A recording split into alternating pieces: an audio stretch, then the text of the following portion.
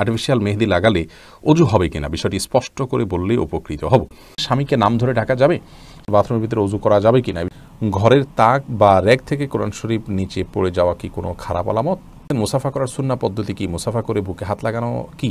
নামাজ পড়ার সময় সব সময় মনে হয় অজু নাই, এই মুহূর্তে আমি কি করব? জীবন সঙ্গিনী কি পূর্ব নির্ধারিত? আমার ছেলের বয়স 1.5 বছর, ও ঘরের ফ্লোরে পেশাব করে। প্রশ্ন হলো, কতবার মুসলে ফ্লোর পবিত্র হয়? একাকী নামাজ আদায় করলে একামত দিতে হবে কিনা? দুশ্চিন্তা থেকে মুক্তির বিষয় বলতে গিয়ে আপনি বলেছেন, আমরা বিশ্বাস করব আল্লাহ ছাড়া কেউ আমাদের কোনো ক্ষতি করতে পারে না, কিন্তু আমরা দেখি মানুষের বিভিন্ন ক্ষতি সাধন করছে। যদি বিষয়টা ব্যাখ্যা করতেন। চলুন আমরা প্রশ্ন উত্তরের আলোকিত ভবনে প্রবেশ করি। একাকী নামাজ আদায় করলে একামত দিতে হবে কিনা? আমরা মসজিদে কিংবা বাসায় কিংবা অফিসে যে কোনো জায়গায় যদি আমরা ফরজ নামাজ একাকী আদায় করি, কোনো কারণে জামাত ছুটে গেল, তো সেই ক্ষেত্রে একামত দিয়ে আদায় করাটা মুস্তাহাব। এ ব্যাপারে সারা বিশ্বের সমস্ত ফিকহাবিদগণ, সকল ফকিগণ একমত। ভালো যে আমরা একামত দিয়ে তারপরে সালাত আদায় করব, এবং ইমাম সাহেব যেভাবে ইমামতি করেন ঠিক সেভাবে আমরা সালাত আদায় করবো, অর্থাৎ উচ্চস্বরে তাকবীর বলবো, উঠা বসার তাকবীরগুলো, যাতে করে আমাদের একামত শুনে, আমাদের উচ্চস্বরে তাকবীর, উঠা বসার তাকবীরগুলো শুনে কোনো মানুষ যেন আমাদের সাথে এসে যোগদান করতে পারেন। এমনকি কেউ যোগদান করার সম্ভাবনা যদি নাও থাকে, আপনি একাকী কোনো কক্ষে আছেন, সেখানেও সালাত আদায় করেন, সেখানেও আপনি একামত দিয়ে সালাত আদায় করাটা মুস্তাহাব। কারণ উকবা ইবনে আমির রাদিয়াল্লাহু তাআলা বর্ণিত একটি হাদিস রয়েছে, সেই হাদিসে নাসাইতে হাদিসটি বর্ণিত হয়েছে। নবী সাল্লাল্লাহু আলাইহি ওয়াসাল্লাম বলেছেন যে, এক ব্যক্তি যিনি ছাগলের বা কোনো পশুর রাখালি করতে করতে তিনি পাহাড়ের চূড়ায় পৌঁছে যান, সেখানে গিয়ে জনমানব শূন্য এই জায়গায় তিনি আজান দিয়ে একামত দিয়ে সালাতে দাঁড়িয়ে যান। এই ব্যক্তিকে দেখে আল্লাহর নামে অভিভূত হয়ে যান এবং আল্লাহর নামে বলেন যে, আমার এই বান্দার দিকে তোমরা দেখো, সে আমার ভয়ে সালাত আদায় করেছে এবং আজান দিয়ে একামত দিয়ে সে সালাত শুরু করেছে, আমি তার সমস্ত গুনাহ মাফ করে দিয়েছি, আমি তাকে জান্নাত দিয়েছি। তো এই হাদিসের আলোকে একামত দিয়ে সালাত আদায় করাটা মুস্তাহাব। যদি কেউ একামত ছাড়া করলেও তার সালাত হয়ে যাবে, যেহেতু তিনি একাকী সালাত আদায় করছেন, কিন্তু একামত দিয়ে সালাত আদায় করাটা মুস্তাহাব। আর মহল্লাতে যদি আজান হয়ে থাকে তাহলে তার আর আজান দেওয়ার প্রয়োজন নাই। হাদিসে যে আজানের কথা বলা হয়েছে, এই জন্য যে তিনি যেখানে সালাত আদায় করেছেন পাহাড়ের চূড়ায়, সেখানে আশেপাশে কোথাও আজান হয়নি, সেই জন্য তিনি আজান একামত দুইটাই দিবেন। কিন্তু আমরা সচরাচর যেখানে সালাত আদায় করি সেখানে আশেপাশে যদি আজান হয়ে থাকে, তাহলে আমার দ্বিতীয়বার আজান দেওয়ার দরকার নেই, আমি একামত দিয়ে একাকী সালাত আদায় করবো ইনশাআল্লাহ। একামত ছাড়া দিলেও সালাত হয়ে যাবে। এমডি বিপ্লব হাসান, আপনি জানতে চেয়েছেন, দুশ্চিন্তা থেকে মুক্তির বিষয় বলতে গিয়ে আপনি বলেছেন, আমরা বিশ্বাস করব আল্লাহ ছাড়া কেউ আমাদের কোনো ক্ষতি করতে পারে না, কিন্তু আমরা দেখি মানুষের বিভিন্ন ক্ষতি সাধন করছে। যদি বিষয়টা ব্যাখ্যা করতেন। আল্লাহ রাব্বুল আলামিন যদি কারোর ক্ষতির ব্যাপারে ফয়সালা না করেন, তাহলে সেক্ষেত্রে কেউ চাইলেও তার ক্ষতি করতে পারবে না। এখন আপনি বলছেন যে মানুষ তো মানুষের ক্ষতি করে, তাহলে এটা কিভাবে হলো? দেখুন, মানুষের ক্ষতি তখনই করতে পারে যখন সেখানে আল্লাহ তাআলার ফয়সালা থাকে। আল্লাহ তাআলা মানুষের কোনো ক্ষতি এটা দেন অনেক সময় মানুষকে পরখ করবার জন্য, পরীক্ষা করবার জন্য, অনেক সময় তার পাপ মোচন করবার জন্য, বা অন্য কোনো হেতু বা রহস্য তার পেছনে থাকে। কিন্তু যিনি ক্ষতি সাধন করেন মানুষ হিসাবে, তিনি তার ক্ষতি সাধন করার কারণে পাপিষ্ঠ হবেন, কারণ তিনি একজনের ক্ষতি করা যেটা হারাম কাজ, অন্যায় কাজ, সে কাজ জন্য নিজে ব্যবহার করেছেন নিজেকে, এবং নিজে তিনি এমনি অগ্রসর হয়েছেন। হ্যাঁ, এখানে আল্লাহ তাআলার আরেকটা পার্ট আছে, আল্লাহ তাআলার আরেকটা রোল আছে, ভূমিকা আছে, সেটা হলো এর মাধ্যমে আল্লাহ রাব্বুল আলামিন ক্ষতিগ্রস্ত ব্যক্তিকে পরীক্ষা করতে চান, আরও নানা উদ্দেশ্য আল্লাহ রাব্বুল আলামিন সেখানে থাকে।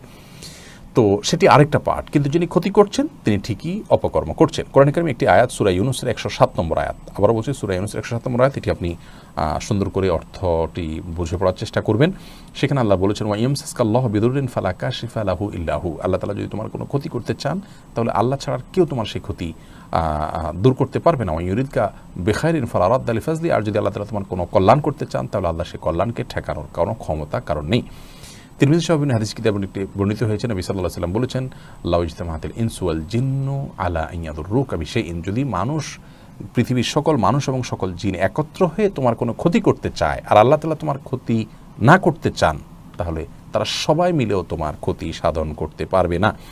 তো এখান থেকে বোঝা যায় যে আল্লাহ তাআলা না চাইলে আসলে কেউ ক্ষতি করতে পারবে না। কোনো মানুষ যদি কোনো মানুষের ক্ষতি সাধন করে, তাহলে বুঝতে হবে যে সেখানে আল্লাহ তাআলার হুকুম এবং ফয়সালা হয়, এটা ছাড়া সে করতে পারে না। আপনি বলতে পারেন যে তাহলে সে কেন দোষী হবে?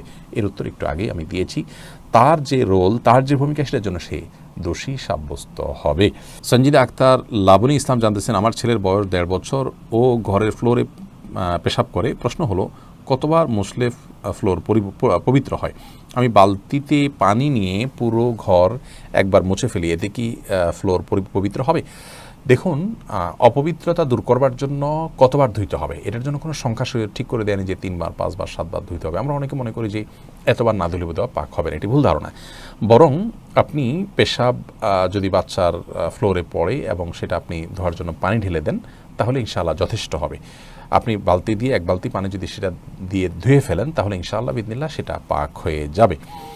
আর এর পাশাপাশি যদি সেটা শুকিয়ে যায় এবং তার কোনো আলামত না থাকে, অর্থাৎ গন্ধটাও না থাকে, চলে যায় একেবারে, তাহলে সেক্ষেত্রে সেটি পাক হয়ে যাবে। যেহেতু এটা আপনার কাপড় চোপড়ের মতো এমন কোনো বস্তু না যে বস্তুটাকে ধোয়া যায়, তো এই জাতীয় বস্তুতে যদি নাপাক লাগে এবং তার আলামতটি ধীরে ধীরে ঘষতে ঘষতে বা নানা কারণে চলে যায়, তাতেও কিন্তু সেটা পাক হয়ে যায়। আর এমনের সচরাচর সাধারণ নিয়ম হলো যে সেটাতে নাপাক লাগলে পানি ঢেলে দিবেন, দিলে ইনশাআল্লাহ সেটি পাক হয়ে যাবে। শাহরিয়া রিফাত জানতে চেয়েছেন, জীবনসঙ্গিনী কি পূর্ব নির্ধারিত?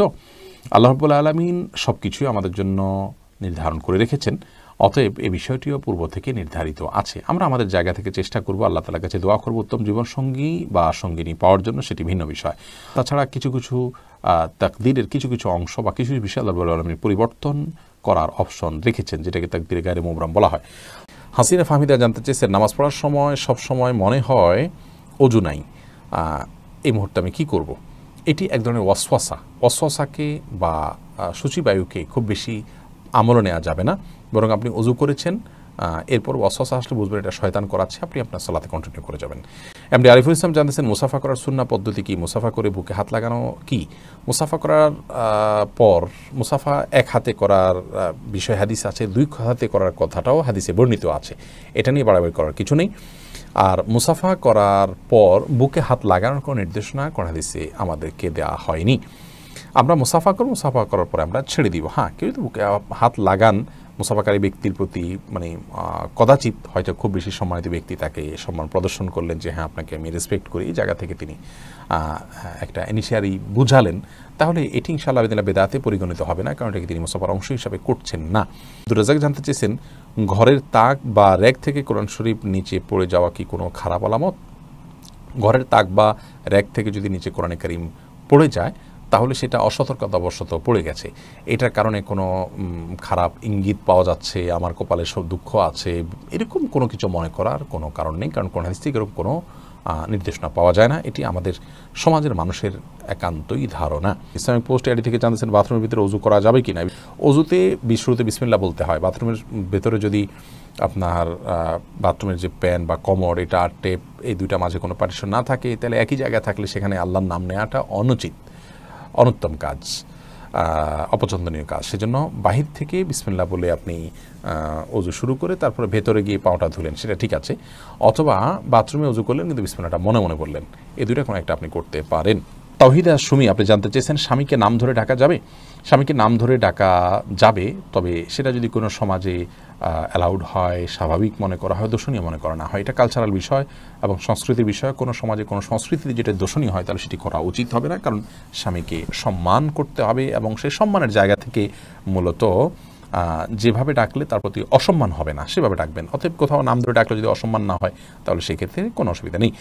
এরপরে প্রশ্ন করছেন সাদিয়া মাহজাবিন, আপনি জানতে চেয়েছেন, আর্টিফিশিয়াল মেহেদি লাগালে অজু হবে কিনা? বিষয়টি স্পষ্ট করে বললে উপকৃত হব।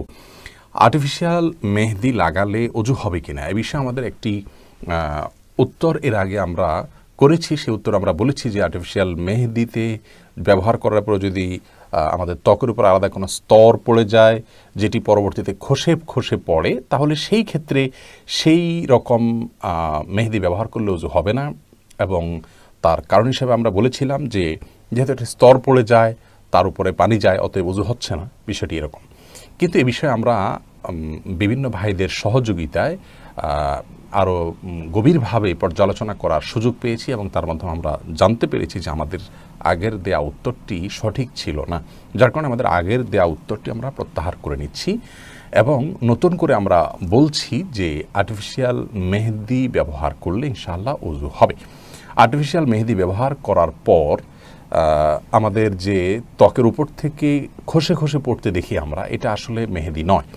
এ বিষয়ে সংশ্লিষ্ট বিশেষজ্ঞগণ এবং বিভিন্ন ওলামা একরাম যারা অনুসন্ধান করেছেন তাদের বক্তব্য, তাদের আর্টিকেল এবং তাদের অনুসন্ধানের রিপোর্টগুলো পর্যালোচনা করার পর আমাদের কাছে পরিষ্কার হয়েছে যে মূলত আর্টিফিশিয়াল মেহেদিতে যে কেমিক্যাল দেওয়া হয় সেই কেমিক্যালের কারণে অ্যাসিড টাইপ কিছু থাকে, এগুলোর কারণে মূলত আমাদের চামড়ায় যেখানে একটু বেশি পড়ে সেই অংশটাতে চামড়া আসলে খসে পড়ে যায়। এখানে ওই চামড়ার উপরের যে চামড়া খসে পড়ে বলতে চামড়ার যে উপরে আপনার সূক্ষ্ম স্তর বা লেয়ার আছে সেটা খসে পড়ে। এখানে খসে পড়ে এটা যে মেহেদির আবরণ বা মেহেদিটাই খসে পড়া বিষয়টি সেরকম না, মেহেদিটা কালার হয়ে আমাদের শরীরের সাথে মিশে যায়। আর খসে পড়া বিষয়টা হলো আমাদের চামড়ার উপরের সেই সূক্ষ্ম লেয়ারটা। অতএব আমরা আগে যেটি মনে করেছি সে ধারণাটা আমাদের ভুল ছিল, বিধায় আমরা প্রত্যাহার করেছি সেটিকে, এবং আর্টিফিশিয়াল মেহেদি ব্যবহার করলে অজু হবে ইনশাআল্লাহ বিদিল্লাহ, যদি তার মাধ্যমে উপরে আলাদা কোনো প্রলেপ বা স্তর পড়ে যাওয়াটা প্রমাণিত না হয়। এটা বিভিন্ন ভাবে পরীক্ষা করা যেতে পারে। ধরুন একটা কাগজে আপনি লাগানোর পরে সেখানে আলাদা কোনো স্তর হচ্ছে কিনা আপনি দেখলেন, নাকি শুধুমাত্র কাগজের এপিট ওপিট কালার হয়ে যাচ্ছে, বিভিন্নভাবে এটাকে পরখ করা যেতে পারে। অথবা আমরা পরখ করার চেষ্টা করব।